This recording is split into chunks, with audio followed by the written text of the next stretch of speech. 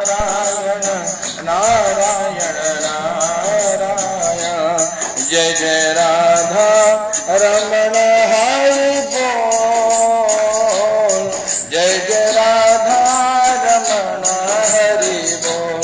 जय जय राधा रमण हरि बोल रे। जय जय राधा रमण हरि बोल। जय जय राधा रमण हरि बोल। जय जय राधा रमण हरि बोल। सत्यनारायण भगवान की जय। तो भगवान की जो कथा है, कहते हैं भगवान की कथा 5 अध्याय में है और 5 अध्याय में भगवान के कथा की, भगवान के नाम की महिमा बताई गई। क्यों कथा करनी है, क्यों हर मंगल प्रसंगों पर भगवान की दिव्य कथा सुनने के लोगों की अभिलाषा होती है? क्यों? कहते भैया भगवान परम कृपालु हैं, परम दयालु हैं। जो हरि चर्चा करे, जो भगवान के दिव्य कथा को श्रवण करे, उसके जीवन में भक्ति जागृत होती है ना।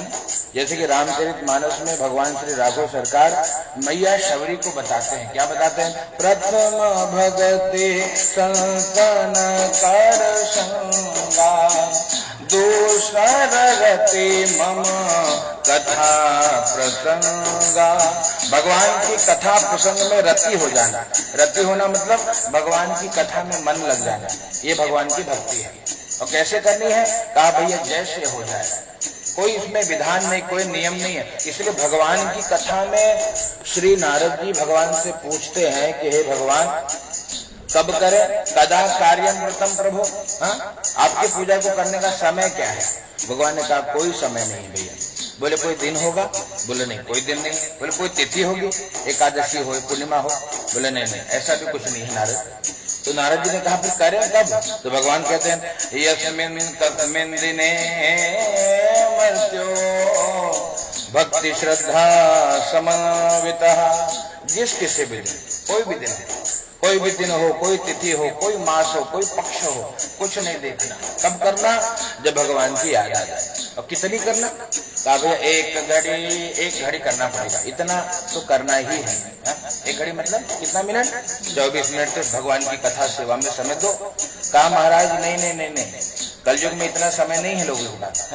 लोगों को सब कुछ इंस्टेंट चाहिए, तुरंत रेडी हो जाए। बोले तो? बोले कुछ कंसेशन दे दो भगवान। भगवान कहते भैया एक घड़ी, आधी घड़ी का आधा कर लो भैया। कितना होगा? 12 मिनट तो कथा पूजा कर लो भैया। बोले नहीं नहीं नहीं महाराज, 12 मिनट भी ज्यादा था। बोले तो और कंसेशन था? का एक घड़ी, आधी में उन्हीं याद, फिर आधा कर। कितना था? 6 मिनट। तो जो 6 मिनट जो ठाकुर जी को देता है, भगवान उसकी झोली भर देते हैं। झोली देना मतलब केवल धन से भरना नहीं है। झोली का मतलब है खुशियों से भर देना। जीवन में खुशी होगी। देखिए भगवान के भक्त जरूरी नहीं कि अरबपति हो ना, पर हाँ भगवान के भक्त सुखी होंगे। जितना है उतने में सुखी रहे। तो हमको वो सुख चाहिए जितने में सुख रहे। वो होते ना भक्त भगवान से मांगते भी यही है। क्या मांगते हैं? कि साईं इतना दीजिए जामे कुटुंब समाज। उतने देना जितने में परिवार समाज है। अब मैं भी भूखा ना रहूं और साधु भी भूखा न जाए, कोई द्वार से भूखा न जाए। इतनी कथा, इतनी सेवा, इतनी भक्ति जो कर ले, भगवान कहते हैं भैया उसको सब मैं दे देता हूँ। यही कथा है भैया। कथा प्रारंभ हुई नैमिषारण्य तीर्थ में। शौनक आदि 88,000 ऋषि मुनि एकत्रित होकर के विचार करते हैं। क्या विचार करते हैं? कि घोर कलयुग आएगा तो कलयुग में सभी जीव दुखी होंगे, है ना। बहुत दुख है जीवन में। कोई तन दुखी, कोई मन दुखी, है ना। कोई तन से दुखी है, कोई मन से दुखी है, और कोई धन बिनु रहत उदास, और कोई धन के बिना दुखी है। संसार में सारे दुखी हैं साहब। आपको हमको लगता है कोई सुखी होगा, ऐसा नहीं है। दुख के प्रकार अलग अलग है। बोलते टाइप्स ऑफ दुख, अलग अलग टाइप का दुख है। कोई तन से दुखी, कोई मन से दुखी, कोई धन के बिना दुखी, और कुछ न कुछ तो दुख सबको लगा है। क्यों ऐसा? तो भगवान कहते भैया इस संसार का एक नाम है दुखालय, है ना। आहो शिवम जी, क्या नाम है? शिवांश जी, शिवांश जी, है ना। इस संसार का नाम क्या है? दुखालय। सब दुखी है साहब। सुखी कौन? क्या भैया? सुखी राम का दास, जो राम जी का बन जाए। राम जी का बना मतलब जो भगवान की भक्ति में समय देने लगे। क्यों? क्योंकि मानस में दादा कहते हैं गृह कारज नाना जंजाल, ये नाना जंजाल है भैया। क्यों? तेयति दुर्गम शैल विशाला, इतना बड़ा जंजाल है भैया कि समय निकलता नहीं भगवान की सेवा के लिए, कोई निकाल पाया ही नहीं। हाँ, और जिसने निकाला वो भव से पार हो गया। कथा यही है। प्रारंभ हुई नैमिषारण्य तीर्थ में। शौनक आदि 88,000 एकत्रित होकर के विचार करते हैं कि जब घोर कलयुग आएगा तो सभी दुखी मिलेंगे, सब, कोई तन से, कोई मन से, कोई धन के बिना। हाँ? सारा संसार दुखी मिलेगा भैया। तब सुखी कौन है? कहा भैया सुखी भगवान का दास। नारद जी ने कहा कि प्रभु पूरी कथा विस्तार में बताइए और संक्षेप में बताइए। भगवान ने बताया, एकदा नैमिषारण्ये ऋषयः शौनकादयः, शौनकादि ऋषियों की कथा है भैया, है ना। ऋषयः शौनकादयः, शौनकादि ऋषि मुनि एकत्रित होकर के विचार करते हैं कि जब घोर कलयुग आएगा तो सब दुखी मिलेंगे भैया, तो कैसे सुख मिले। आपस में विचार किया, कोई उत्तर नहीं मिला। गुरु जी के पास गए, सूत जी महाराज को देखा, प्रणाम कर लिया, प्रणाम करके पूछा, महाराज उपायम यदि जानाते कृपया कथय प्रभो, है ना, उपाय जानते हो तो बताइए भगवान। भगवान ने कहा देखो भैया, जैसे ऋषियों ने कहा कि नारदे नैव संपृष्टो भगवान कमलापति, जो आज आप लोग हमसे पूछ रहे हो भैया, यही बात नारद जी ने पूछा था भगवान विष्णु से। क्या पूछा था? कि कैसे सुख मिलेगा, और जैसा उत्तर भगवान ने उनको दिया है वही उत्तर हम आपको दे रहे हैं, ध्यान से सुनिएगा। तो बताते हैं, एक नारदो योगी परानुग्रह कांक्षया पर्यटन विविधान लोकान् मर्त्यलोकमुपागतो, है ना। अनेक लोगों में नारद जी भगवान के नाम का कीर्तन करते हुए, संत कौन, साधु कौन, भक्त कौन, कहते हैं जो भगवान नाम का प्रचार करे, है ना, और कुछ नहीं है। बाकी हर जगह मिलावट है। आजकल तो तेलों ऐसे आवत बा, तेल जलाओ तो दिया बरत बा, तो दिया बरत एकदम लगा तो माचे तो हर हर महादेव। क्यों? इतना मिलावट है, घी में मिलावट, तेल में मिलावट। तो सामग्री से ठाकुर रिझने वाले नहीं है। किससे रिझाना है? कहा भैया भगवान का नाम, जब नाम शुद्ध है, खाली भगवान का नाम शुद्ध है, इसलिए जितना हो नाम गाइए। अब प्रश्न ये आवता कि महाराज नाम गाए कैसे? कहा भैया जैसे हो जाए, भाव को भाव अनख आलस हो, नाम जपत मंगल देते दसों, है ना। भगवान का नाम चाहे उल्टा जपिए चाहे सीधा जपिए, दसों दिशाओं में नाम मंगल ही करने वाला। मंगल ही मंगल होगा भैया। कैसे होगा? जैसे आप खेती करने जाओ तो जब किसान बीज बोता है तो देखता नहीं कि बीज सीधा गिर रहा है कि टेढ़ा गिर, दो खाली शीतल बाई है ना, वो अपने आप अंकुरित हो जाता है। ठीक इसी प्रकार भाव से, कुभाव से, आलस्य से, प्रमाद से, जिस किसी भी प्रकार भगवान का नाम जीव जपेगा भगवान उसका कल्याण करते हैं। तो कहा अच्छा, तो नारद जी ने क्या देखा? कहा नारद जी ने मृत्यु लोक में सबको दुखी देखा। नारद जी के हृदय में बहुत पीड़ा हुई, तुरंत भगवान के पास गए। कैसे है भगवान?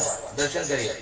तत्र नारायणो देव शुक्ल वर्णो चतुर्भुजो, चार भुजा वाले, हाँ, शंख चक्र गदा और पद्म, चार भुजा है भगवान के हाथ में, और हाथ में शंख है, चक्र है, गदा है, कमल है, और वनमाला विभूषितम, गले में देखिए वनमाला, वन के पुष्पों पे चुनी माला। भगवान ने ऐसे भगवान का दर्शन श्री नारद जी ने किया है। और क्या किया? दृष्टवा तम देव देवेशो स्तोतुम समुप चक्र में, है ना। जैसे देखा भगवान को, उनकी स्तुति करने लगे।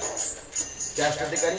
कहा दो श्लोक में चारों वेदों की स्तुति करना है ना। नमो वाम मनसातीता रूपायानंद शक्तये, है ना। भगवान को कहा प्रभु आप वाणी से, मन से परे स्वरूप वाले हो, आप अनंत शक्तिशाली हो भगवान, है। आपके कहा सब पूरे समुद्र की ले आप मसी करो, मसी मतलब स्याही बना दो, और लेखनी सब बन आई। लेखनी मतलब कहा जो आपकी लेखनी है, लेखनी का मतलब क्या है भैया? कलम बना लीजिए, जितने वृक्ष उसका कलम बना, और धरती सब कागज करो, पूरी धरती जितने दिख रही है, यहाँ से लेके अमेरिका तक, अंटार्कटिका बर्फ होगा, पूरा कागज बना दो। और फिर तो हरि गुण लिखान जाए, हरि गुण लिखा नहीं जा सकता है। तो इसलिए कहा भगवान की स्तुति कितनी, कहा नेति नेति, वेद भी स्तुति करते हैं, कहते हैं न इति, इतना नहीं, बहुत स्तुति है। हरि चर्चा जितनी करी जाए उतना कम है।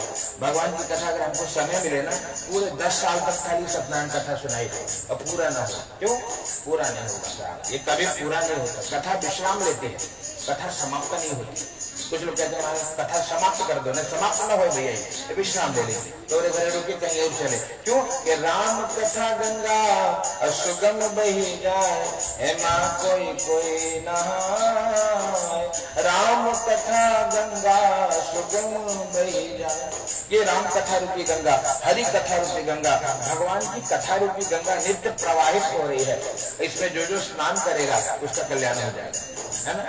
तो यहाँ पे यही बात बताई। नारद जी ने कहा कि हे भगवान आपकी जय हो, भक्ता नाम आरती नाशने, क्या आप भक्तों का दुख भी दूर करोगे, है ना। भगवान ने कहा कि भैया कौन से भक्त दुखी मिले भैया नारद, कहा मर्त्य लोके जना सर्वे, सब दुखी हैं, सारे दुखी मिले भगवान। तो उपाय बताइए, तो भगवान ने उपाय बताया। क्या उपाय बताया, कहा भैया देखो आप जाइए तो भगवान सत्यनारायण का प्रचार करिए, सत्यनारायण भगवान की कथा करिए, इससे कल्याण होगा, है ना। देखो थोड़े की कथा सुनाओ तो ज्यादा बोलना जाने तो वो खत्म हो जाए। तो आप जाके भगवान के सत्य व्रत का प्रचार करिए।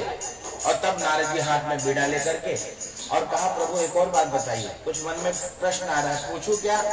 भगवान ने कहा भैया पूछ ले, पूछो।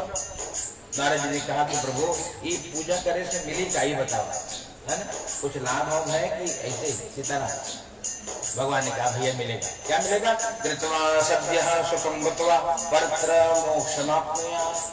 प्रारंभिक फल भगवान की कथा का क्या है मालूम, सुख मिलेगा। कितना दुखी होगा भगवान की कथा से सुखी हो जाएगा, ये पहला फल। अंतिम फल क्या, परत्र मोक्षमाप्नुयात्, शरीर जागने के बाद जीव को मुक्ति मिल जाती है। ये भगवान की कथा का फल है। बड़े भाव से नारद जी ने श्रवण किया। नारद जी ने कहा प्रभु किम फलम किम विधानम च कृतम केनैव तद्व्रतं तत्सर्वं विस्मराद्ब्रूहि कदा कार्यं व्रतं प्रभु। भगवान को प्रणाम करके पूछा कि हे प्रभु किम फलम किम विधानम, एक फल क्या है और विधान क्या है, किसने किया, कब करना चाहिए। भगवान ने कहा भैया भगवान की कथा का फल यही है कि आप जो चाहोगे वो मिल जाएगा, है ना। भगवान की कथा का यही फल है, जो चाहोगे। विद्यार्थी को विद्या मिलेगी, धनार्थी को धन मिलेगा, पुत्रार्थी को पुत्र और मोक्षार्थी को मुक्ति मिल जाती है। किम फलम किम विधानम च, और भगवान आपकी कथा का विधान भी बताइए। भगवान ने कहा भैया विधान यही है, जिसका जो सामर्थ्य है अपनी शक्ति के अनुसार दान करे, यज्ञ करे, पूजन करे, कल्याण होगा अपनी शक्ति के अनुसार। बोले अच्छा भैया तो किम फलम किम विधानम च कृतम केन, किसने किया व्रत को। भगवान ने कहा भैया देखो शेष 4 अध्याय में बताऊंगा किसने व्रत को किया। और चौथा है कदा कार्यं व्रतं प्रभु, भगवान आपकी इस कथा को कब करना चाहिए। भगवान ने कहा हाँ जब याद तुम्हारी आती है मैं तेरे दर पर आता हूँ, जब याद तुम्हारी आती है मैं तेरे दर पर आता हूँ। अपने सुख दुख को हे ठाकुर, अपने सुख दुख, इतने लोग बैठा ना आवाज के ना आवाज देखा अपने सुख दुख को हे ठाकुर मैं रो रो तुम्हें सुनाता हूँ, जब याद तुम्हारी आती है मैं तेरे दर पर आता हूँ, जब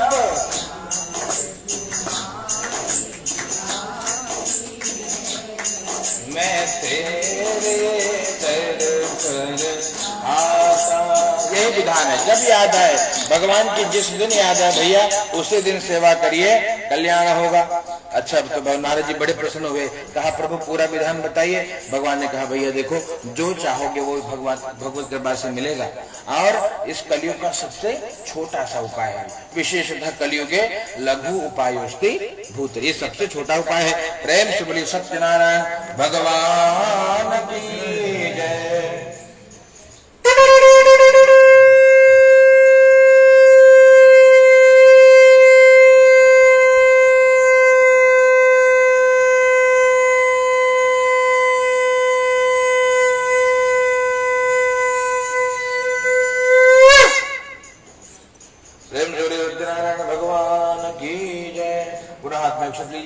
पुष्प लीजिए, कुछ दक्षिणा लेकर के तीनों लोग, और भगवान के दूसरे अध्याय की कथा सुनिए, भगवान के नाम का संकीर्तन करेंगे। श्रीमन नारायण नारायण नारायण, श्रीमन नारायण नारायण नारायण, भजमन नारायण नारायण नारायण, भजमन नारायण बद्री नारायण नारायण नारायण, बद्री नारायण नारायण नारायण, सत्य नारायण नारायण नारायण, सत्य नारायण नारायण नारायण, सत्यनारायण भगवान की जय हो। दूसरे अध्याय की कथा, कश्चित काशीपुरे रम्ये ह्यासीत विप्रो अति निर्धन, है ना। क्या कथा है भैया? कहते हैं दूसरे अध्याय की कथा एक ब्राह्मण देवता की कथा है। ब्राह्मण देवता भी दुखी है ना। अब देखिए मन में प्रश्न आता है भैया कि ब्राह्मण काहे दुखी? ब्राह्मण कहते भैया जो देवाधीनम जगत सर्वम मंत्राधीनश्च देवता, जो जगत है वो देवताओं के अधीन है, हा? और देवता किसके अधीन है? मंत्राधीनश्च देवता, और ते मंत्रा ब्राह्मणाधीन, वो मंत्र ब्राह्मणों के अधीन है। तस्मात् ब्राह्मण देवता, इसलिए ब्राह्मण भी देवता है। और ब्राह्मण देवता होने के बाद काहे दुखी? अब ये प्रश्न आता है। काशी नगरी में ब्राह्मण देवता दुखी हैं। क्यों दुखी हैं भैया? इसीलिए दुखी हैं कि मानस में गोस्वामी जी स्पष्ट लिखते हैं, क्या? सोचिय विप्र जो वेद विहीना, वो जो विप्र वेद विहीन है। वेद विहीन मतलब कहा भैया देखे पूजा पाठ ना अगर पूजा करके रहे तो उसे दोष लगे। वेद मंत्र पढ़ना पड़ता है, सीखना होता है। हाँ, अगर कोई धर्म पूर्वक धन कमाए तो उन्नति होगी, अधर्म पूर्वक कमाए अवनति होगी। मानस में दादा यहाँ तक लिख देते हैं भैया कि तुलसी 12 वर्ष में वो तो जड़ा मूल से जाए, है ना। अनीति से धन होता है और वर्ष 5 और 7, अनीति से आप धन कमाओगे चाहे वो 5 साल रहे और चाहे 7 साल रहे, है। लेकिन तुलसी 12 वर्ष में 12 साल हो गए तो तब ये कहानी खत्म, सीताराम सीताराम। इसलिए आप देखिए 12 साल लगते हैं बनने में और 12 लगते हैं बिगड़ने में, है? तो अब ये बात आती है कि महाराज ने कमाया क्या जाए? माँ बाप की कमाई में से बच्चे हैं, है ना। बच्चे शिक्षित हो जाए, बच्चों में संस्कार के बीज बो दिए गए तो बढ़ोतरी में सुख कराई, आनंद बढ़ती।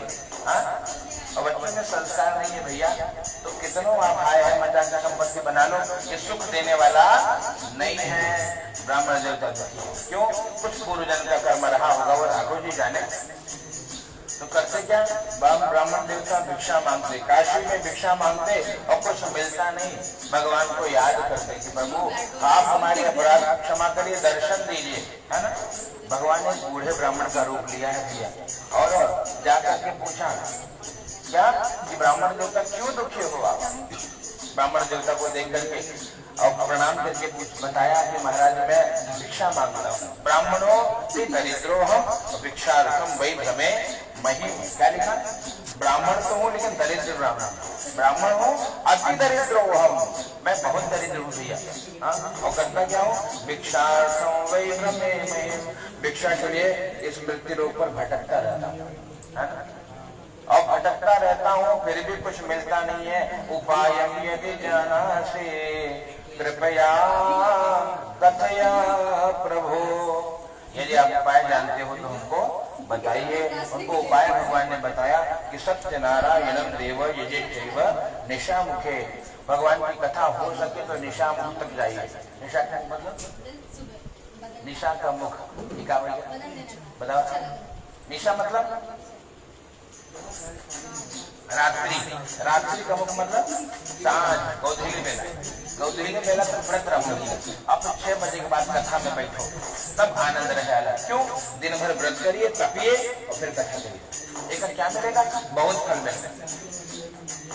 इस प्रकार से ब्राह्मण देवता के आदेश को शिरोधार्य करके वृद्ध ब्राह्मण, जो दरिद्र ब्राह्मण है, उन्होंने बड़े भाव से भगवान की कथा का संकल्प किया। रात भर निद्रा नहीं आई, प्रातः काल उठ करके भगवान की कथा का संकल्प हृदय में धारण करके, और जब निकल पड़े हैं, कहा भैया मार्ग में निकले हैं, समाज ने बहुत सहयोग दिया है ना? क्या सहयोग दिया? कहा भैया जो मालिक था उसने फूल इत्यादि दे दिया, जो ग्वाला था उसने दूध दही घी इत्यादि दे दिया, सारी सामग्री इनको प्राप्त हो गई। और सब कुछ लेकर के बड़े भाव से, बड़े प्रेम से भगवान की कथा का संकल्प हृदय में धारण किया है। और हृदय में धारण करने के उपरांत भगवान की दिव्य कथा श्रवण करी है, और इससे उनकी दरिद्रता मिट गई। जहाँ कुटिया के वहां बड़ा आश्रम बन गया। इनके एक मित्र लकड़ाहारे जो गरीब थे, वो भिक्षा मांगते मांगते कहते उस नगर में आए और ब्राह्मण देवता के घर में गए और बड़ा महल देख करके पूछा, क्या पूछा? कि महाराज किसने प्रदान किया ये सब? कहा भैया हमको भगवान सत्यनारायण की कृपा से प्राप्त हुआ है। बड़े आनंदित होकर के भगवान की कथा का संकल्प हृदय में किया। और